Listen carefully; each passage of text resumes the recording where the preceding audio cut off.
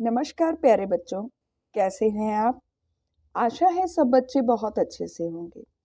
बच्चों, आज हम करेंगे major landforms of the earth, पृथ्वी के प्रमुख स्थल रूप का भाग 2। भाग 1 में हमने लिथोस्फीयर स्थल मंडल किसे कहते हैं इसके बारे में पढ़ा था। फिर हमने two process of the earth are इनके बारे में पढ़ा था कि पृथ्वी की 2 प्रोसेस कौन कौन सी होती हैं। इंटरनल प्रोसेस के बारे में पढ़ा था, आंतरिक प्रक्रिया किसे कहते हैं। उसके बाद एक्सटर्नल प्रोसेस के बारे में पढ़ा था कि बाह्य प्रक्रिया क्या होती है।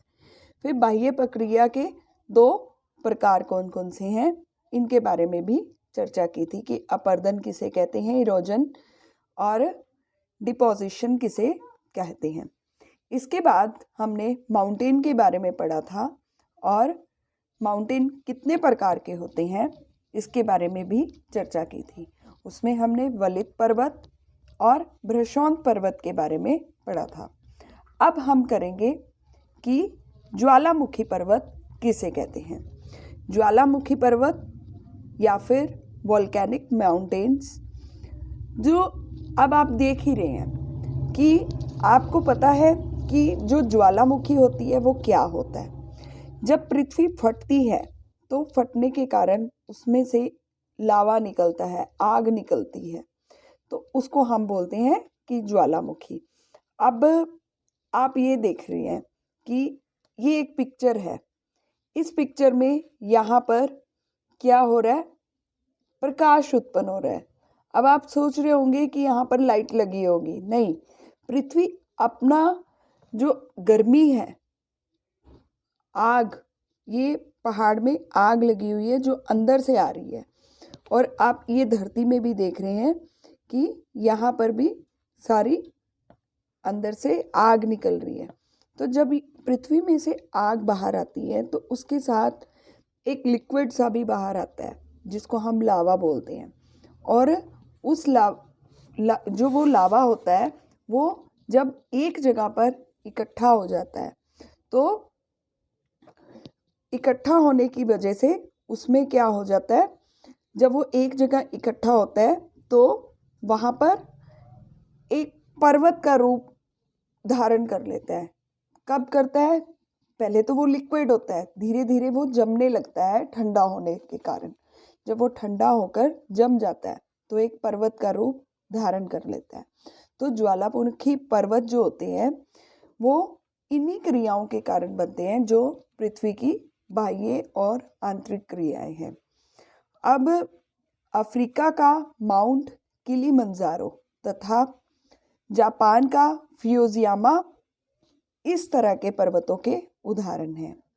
अब हम करेंगे कि प्लेट्यू या फिर पठार किसे कहते हैं।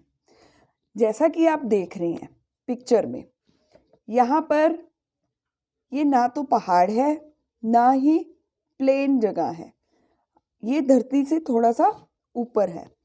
तो इसी तरह इस पिक्चर में भी है कि ना यहाँ पर पहाड़ है ना ही यहाँ पर प्लेन जगह है।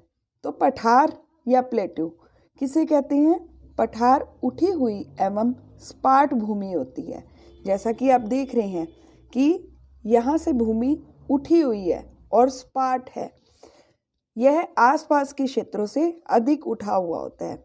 इसके आसपास के क्षेत्र जो होते हैं वो नीचे होते हैं तथा इसका ऊपरी भाग मेज के समान होता है। आप देख रहे हैं ना, इसमें ये मेज के समान है।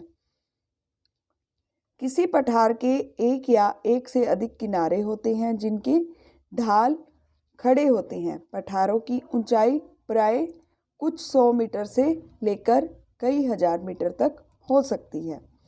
अब इसमें देखिए, तिब्बत का पठार जो है विश्व का सबसे ऊंचा पठार है जिसकी ऊंचाई समुद्र तल से 4000 से लेकर 6000 मीटर तक है। अब आप सोच रहे होंगे कि पठार उपयोगी कैसे हैं हमारे लिए। तो पठार जो होते हैं वो बहुत उपयोगी होते हैं क्योंकि उनमें खनिज बहुत ज़्यादा मात्रा में मिलते हैं। अब खनिज क्या होता है? खनिज देखिए, जो जो पदार्थ हमें कीमती पदार्थ हम बोलेंगे, जो कीमती पदार्थ हमें धरती के अंदर से मिलते हैं उन्हें हम खनिज बोलते हैं या मिनरल्स बोलते हैं। तो अब इतनी कीमती चीज़ें हमें जब धरती में से मिलेंगी तो वो जो धरती है वो भी बहुत कीमती होगी और हमें बहुत फ़ायदा होगा। यही कारण है कि विश्व के बहुत से खनन क्षेत्र पठारी भागों में स्थित है। अब मैं आपको इसका थोड़ा सा इंग्लिश में ट्रांसलेट करती हूँ। A plateau is an elevated flat land. It is a flat top tableland standing above the surrounding area. A plateau may have one or more sides with steep slopes. The highest height of plateau often varies from few hundred meters to several thousand meters. Plateau-like mountains may be young or old. The Deccan Plateau in India is one of the oldest plateaus. The East African Plateau in Kenya, Tanzania, and Uganda, and the Western Plateau of Australia are the other example. अब हम करेंगे कि waterfalls क्या होते हैं। Waterfalls क्या होते हैं, जब आपने देखा होगा, जैसा कि आप पिक्चर में भी देख रहे हैं, तो बच्चों मैं आपको फ्रेंकली बताती हूँ, आज जब मैं लेसन क्लास में ले रही थी यही वाला, तो बच्चों को पता नहीं चल रहा था कि जलप्रपात किसे कहते हैं, झरना कौन सा होता है। तो मेरा मोटिव यही था कि मैं आप तक ये पहुंचा सकूं कि जलप्रपात होते क्या हैं, वाटरफॉल्स क्या होता है।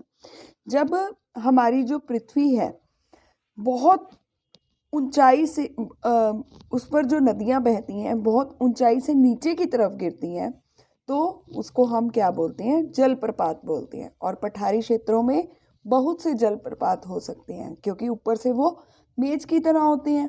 तो वो जब झरने नीचे गिरते हैं तो वहाँ पर बहुत से जलप्रपात होते हैं। अब आप यहाँ पर देख रहे हैं, ये जो झरना है ये बह रहा है, लेकिन ऊपर से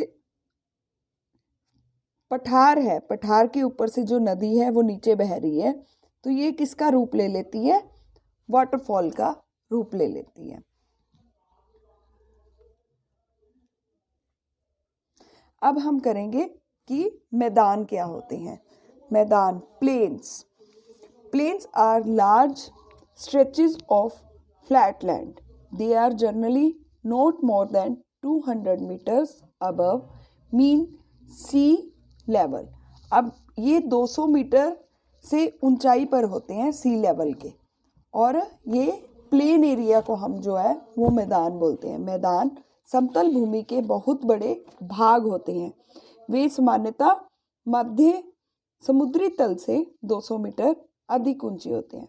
कुछ मैदान काफ़ी समतल होते हैं, कुछ तरंगित हो सकते हैं। अधिकांश मैदान नदियों तथा सहायक नदियों द्वारा बनते हैं। अब जो मैदान होते हैं, generally plains are very fertile.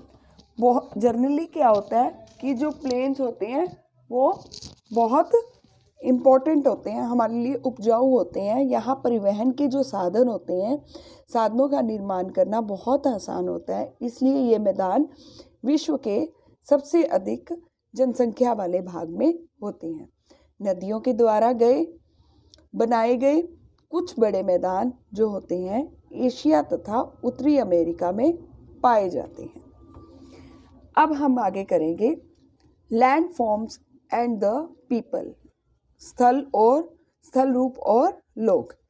अब जैसा कि आप इसके नाम से ही समझ रहे हैं कि जो लैंड फॉर्म्स है और जो लोग हैं, जगह तरह तरह के लोग तरह तरह की जगह पर अपना जीवन यापन करते हैं। स्थल रूपों में विभिन्नता होती है। अभी मैंने आपको बताया कि स्थल रूप कितने प्रकार के होते हैं, 3 प्रकार के होते हैं, पर्वतीय, पठारीय और स्थलीय। मैदानी।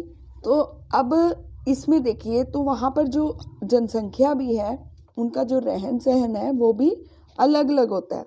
अब पर जो पर्वत है वहाँ पर जो रहना है वो बहुत इजी होता है, मुश्किल होता है, सॉरी। और मैदानी क्षेत्र में रहना उसके कंपैरेटिवली इजी होता है। Human have been living on different kind of lands in different ways. Life is difficult in mountains area. Plains provide much better conditions. It is easy to grow crops, build a house or a road in a plain than a mountain. Can you point out some differences in the ways people live on different kind of landforms? Sometimes natural calamities such as earthquake, volcanic eruption, storms and floods cause widespread destructions. तो अब आपने देखा कि जो लोग हैं, कुछ लोग क्या करते हैं, कूड़ा भी है वो भूमि पर फेंक देते हैं जो कि उन्हें गंदा कर देती है। हमें प्रकृति के इस महत्वपूर्ण वरदान को उपयोग अच्छे से करना चाहिए, इस प्रकार नहीं करना चाहिए कि हम वहाँ पर गंद मचाएं। तो यह हमारा कर्तव्य है कि हम आगे आने वाली पीढ़ियों के लिए पृथ्वी को सुरक्षित रखें। धन्यवाद। आशा है आप सबको यह लेसन बहुत अच्छे से समझ आया होगा।